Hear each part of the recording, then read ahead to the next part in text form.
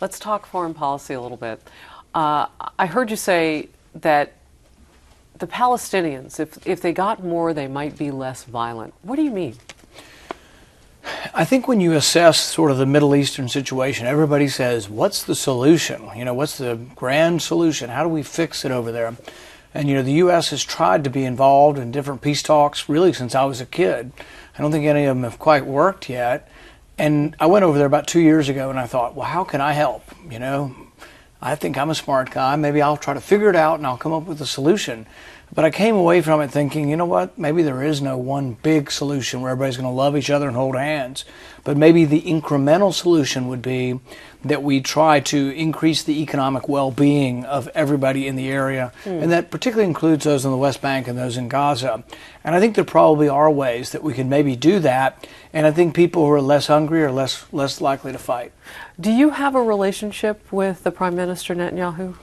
We've had some conversations. I don't think he liked all the things I had to say, but I did suggest to him that if we could get to a point maybe where Hamas were no longer the government in Gaza and it was a government that wanted to have a peace process, I actually sort of suggested to him that maybe there could be a port in Gaza that was under joint security of Israel and those who live in Gaza. Because I think if you have a port into your country, you feel more like a country and you feel more like you have more control over what comes in. But I also understand the Israelis' point of view. They're concerned about missiles and weapons that have been going in through Gaza. So it probably won't happen with Hamas. It would have to happen with a new elected government that wants to have peace. But if they did, there's some incremental peace that may not be that everybody loves each other forever and all time, but it may be a peace where there can be a gradual unraveling of sort of the hatred of both sides. Yeah, it's a huge cultural and faith-based divide that they have going on over there. I'm curious because there's such a frigid relationship between, at least it's been described as so, between President Obama and Benjamin Netanyahu. Do you think there's work to be done there to make the Israelis maybe feel that we're more on their side again? Do you think we've seen any sort of seeding or bleeding of friendship? I think there may be some between President Obama and the Prime Minister of Israel. I think between the American government and Israel, though, not so much. I think that there's a great deal of friendship and mutual appreciation for the alliance that we've had. Do you think we still have as big a voice in that process as we've always had, or does that need reparation? Well, I think relations always take, continual improvement. But I don't think that there really is anything irreparable about our relations with Israel. And I think that particularly Congress, I think, has a very open and friendly relationship with the government of Israel. I want to shift gears a little bit to something that, because of the headlines in recent days and weeks, has become probably more urgent in terms of our foreign policy, and that's the Islamic State. And its capability now in some 14 countries, 7 provinces in Afghanistan, which was an area that we thought we'd be pulling out more than we are now. According to President Obama, we're going to leave more people behind, more troops behind for a longer period of time. My question is, how would you handle the Syria piece in the puzzle, knowing that you have to go after ISIS, or do you feel like you do? I think the first thing to understand is we need to look at the history of how ISIS arose and how they got bigger. For example, in Libya, you have a failed state. And a third of Libya now pledges allegiance to ISIS. It's one of the hotbeds for ISIS because there's no government. But that might have something to do with the fact that we toppled Gaddafi. In Syria, I think we have variations of evil on both sides. You have Assad on one side and you have ISIS on the other.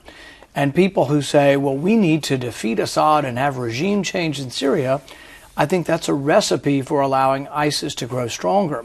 In fact, I argued strenuously against bombing Assad after he used chemical weapons against his people. Many in our country, Republicans and Democrats, wanted to bomb Assad. And I said, hey, guys, wait a minute. If you bomb Assad, you may allow ISIS to grow stronger. So I'm glad I stood up against bombing Assad. And I think we need to think through our situation before we sometimes can make things worse through unintended consequences. Let me ask you something about that. Would you have had perhaps an effect on the president backing off his red line? Did you talk with the president? Not particularly the red line after the chemical weapons. with regard to talking to him one-on-one, but he did come to our conference, and I told him my point of view is that he needed to have Congress vote on it before he went to war with Syria. And bombing people is war. Sometimes we say, oh, no, we're just dropping bombs. Well, bombing is part of war. And I think I was one of the loudest voices. So did I have some influence on not bombing Assad? I hope so. Bombing is war. You know, it's interesting. On Outnumbered earlier, we got into this discussion about our American soldier who was killed, making this huge rescue of dozens of hostages held in Iraq by ISIS. And the word combat is not being used by our federal government. But if we, and in fact, are bombing with our planes, we're at war, from what you're saying. You know, the other definitional sort of nonsense came out of Hillary Clinton and President Obama was kinetic energy or kinetic motion. They were calling war. What is that exactly? Kinetic means you're sort of moving, like kinetic. It's like kinesis, yoga. Yeah, it's sort of motion that's not war. And so I think these euphemisms for describing something that's obviously war, the brave young American who died, his parents will think that he died in war, and I don't think we should degrade that and say, oh, no, it was just combat, or maybe we're not going to give him the medal that he deserves for his honorable service because he was just in combat, not in war. And I think that's a huge mistake and does a dishonor to our soldiers. Senator, what is the greatest threat to our national security right now? I think our debt. I think that you can't be a strong country from bankruptcy court. And this is why I tell people all the time, and this is what separates me from most of the Republican field. I don't think you can be a fiscal conservative if you're liberal with military spending. I think if you want to be a fiscal conservative, you have to be conservative with all spending, whether it's domestic welfare or military. What we have in Washington is the opposite compromise. You have people on the right who say we need more military spending. People on the left want more welfare spending. And you know what? We get more of both. And that's why we borrow $1 million a minute. And I think our debt is growing so large that I think it truly is a threat to our national security now. $1 million a minute. Is it worth shutting down government to get it right? That's always the debate. The debate has to be, on one hand, we could shut down government and use that leverage to get reform. That's not an end all. It's not like, oh, we want to shut down government to gleefully run around and say we shut down government. The people who want to shut down government to use it as leverage to get reform may well be a noble purpose, because you compare that to the status quo. Right. So let's say the status quo is that we're just going to continuing resolutions, all the spending bills get lumped into one, but no reform occurs. So which is more dangerous to the Republic, borrowing $1 million a minute or temporarily shutting down government to use that leverage to cull out the wasteful spending? I think you should let all spending expire. Now, you can call it a shutdown or what you will. I call it letting it all expire, and I would immediately try to restart the things we need. So a minute after it expired, I would say, you know what, we need national defense. Let's decide first what we will spend on national defense, and then I would go on to other items. But you know what? It would take 60 votes in the Senate to pass anything, and so wasteful and sometimes offensive spending would go away. Wow. That's such an interesting idea. So why do you think it is that Republicans get such a bad rap whenever they talk about we're going to shut this down? Because really the whole government doesn't shut down in the way that we think of it. I mean, we were talking earlier, non-essential workers go home and continue to collect their paychecks for some time. Well, and it's even less than that. 2/3 of your government are entitlements. They don't shut down at all. They go on forever. Social Security, Medicare, and Medicaid don't ever shut down. So when we talk about the government shutting down, it's 1/3 of government. Half of that 1/3 is military. And even the Democrats will come together, and we usually vote to reopen things with the military quickly. So really what's really shut at the time we're having this bickering, 1/6 of government. Almost so little you might not notice. Right.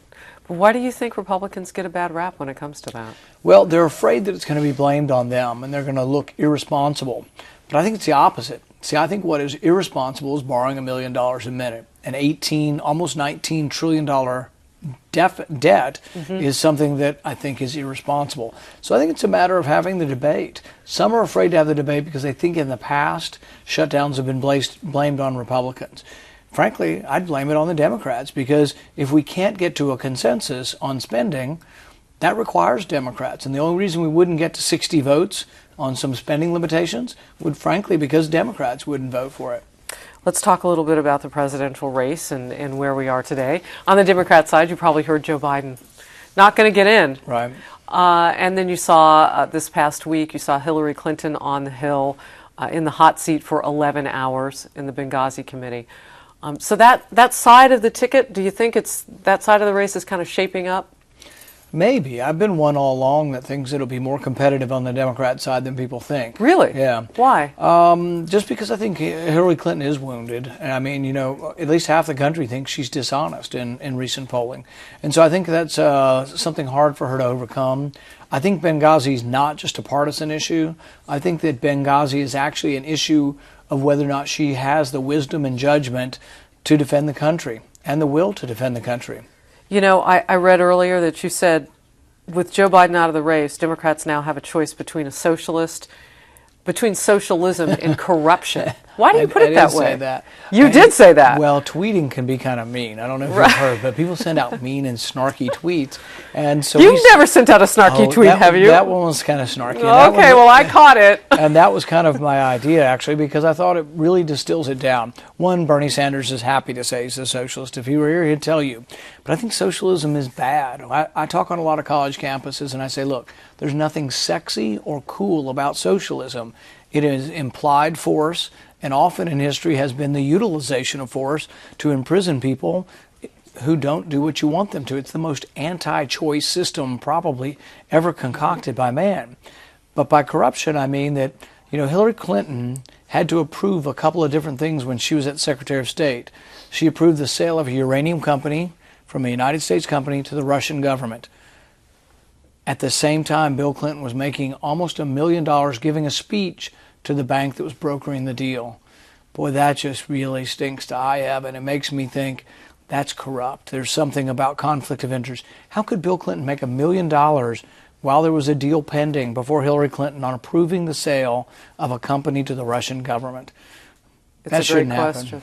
Yeah. Where do you see yourself in this race? What do you offer voters that you think they don't get anyplace else? Not just you as the man, but your perspective on things. I try to put it really simply in a shell, particularly for kids. I tell them how I'm different when I'm on the college campuses. And I tell them, look, I don't want government to collect your phone records without a warrant. I don't want government to put you in jail for marijuana. And I don't want government to send you to another Iraq war. You sum all that up, and I'm the only one, Republican or Democrat, saying that. Thank you. Thank you. Wow.